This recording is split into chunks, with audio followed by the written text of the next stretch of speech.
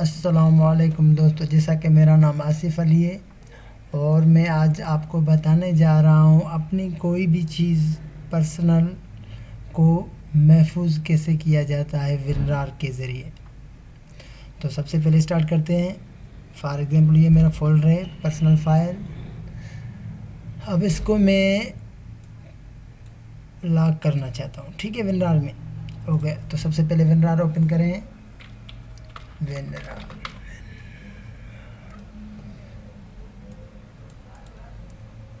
उसके बाद ये विज़ार्ड लिखा आ रहा होगा, यहाँ पे क्लिक करें। उसके बाद क्रिएट अ न्यू अर्चीव, इस पे क्लिक करें।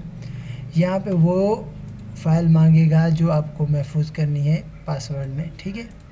यहाँ पे मुझे पर्सनल चाहिए, ठीक है। अब नेक्स्ट करें और यहाँ पे सेटअप पासवर्ड लगाएं।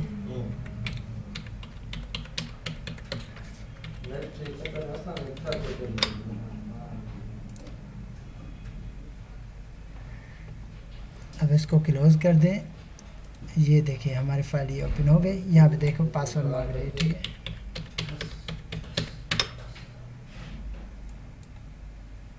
ये फोल्डर